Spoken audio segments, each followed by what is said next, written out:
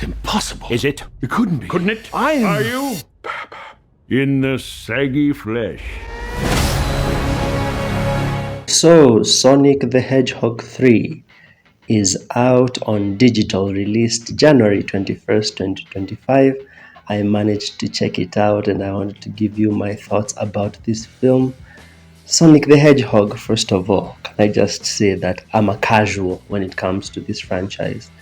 I'm not a diehard of the Sonic the Hedgehog lore. I have not played any of the games seriously. I've tried a few, like recently I remember I tried Sonic, I think Hedgehog Racing on PS Vita. Yeah, so I'm a casual when it comes to this franchise. It was a long while since I watched Sonic the Hedgehog 2. Sonic the Hedgehog 2, I think I watched it in 2022. So between 2022 and now, I have not consumed anything about Sonic the Hedgehog. First thing that really stuck out to me about this film is goofy.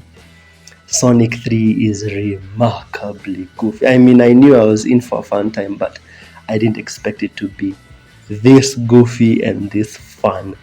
And it's just full of quips, it's full of puns, it's full of just things I never expected, like seeing Jim Carrey playing two roles, and then there's a scene where he spanks himself, and a scene where he breaks the fourth wall to tell the audience, wow, it's like I'm in a movie where one actor is playing two roles.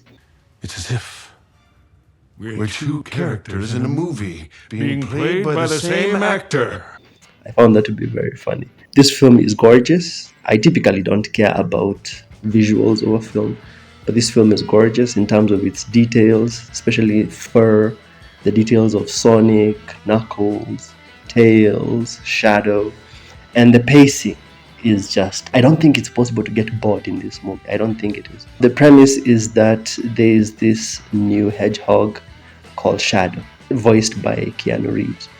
And Shadow is an anthropomorphic red-striped black hedgehog that was part of a secret government program called Project Shadow. And, well, in the movie, he's being controlled by Dr. Robotnik's grandfather. So it's like the entire plot relies on events that happened 50 years ago. And Dr. Robotnik's grandfather, who is also played by Jim Carrey, is manipulating Shadow so that he can power up this machine that will be used to destroy the Earth. A bit generic on the whole destroy the Earth villain thing, but at least it has a personal angle to it, in that Dr. Robotnik, the granddad, he lost his granddaughter, and therefore there's a personal angle to it. So it's not your generic Marvel destroy the entire world, blah blah blah blah. There's a personal angle to it. Some of the jokes here are just ooh la la. The jokes in this film had me face palming multiple times because they were remarkably dumb. Set up defense.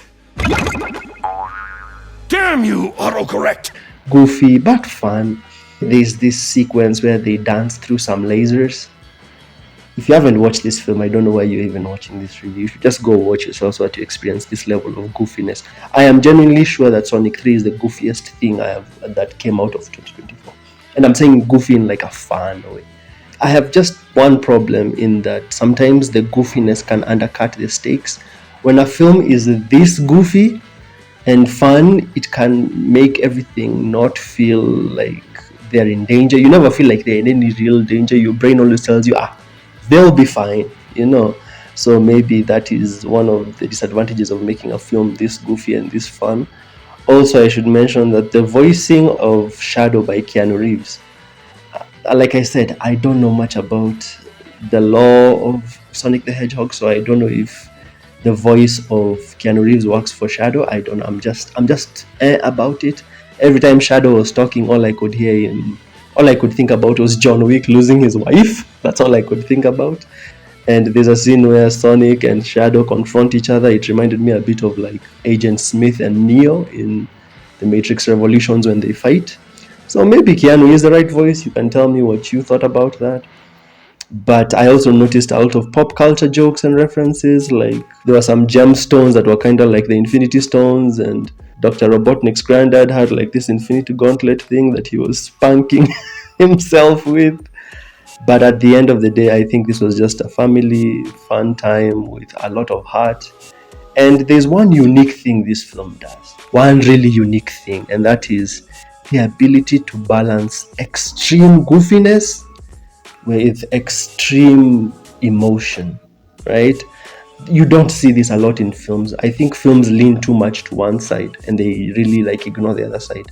Sonic 3 will have you thinking about revenge and how revenge doesn't work out for anyone and just all these complex themes, and then it will cut to Jim Carrey spanking himself. I found that to be so funny, man. Yeah, you see this scene where Shadow is talking to Sonic, and Sonic is like, when it comes to revenge, nobody is a winner, bro. And it's all very emotional, and you're just feeling all the films.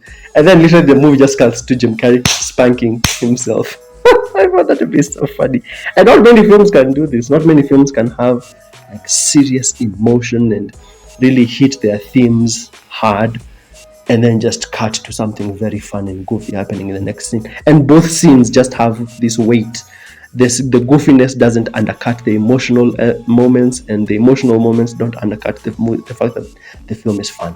You know, when the film is fun, it's fun, but when the film is emotional, it's emotional. And I think that's something very unique that Sonic the Hedgehog did. Out of 10, Sonic the Hedgehog 3 specifically did. Out of 10, I think I'd give this movie a 7.5 out of 10.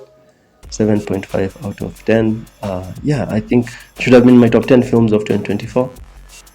But I saw it late, so anyway, it's a good film. It's a good film. It kind of reminds me of Transformers 1.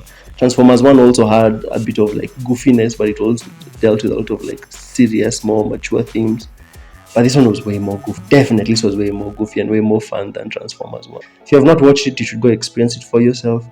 This is a film that they really put a lot of effort, especially like when you see Sonic rolling and the electricity. Absolutely fantastic. All right, on the screen I'll leave other reviews I've done for films of 2025 and films of 2024. How much thought about Sonic 3, and then I'll see you in the next one.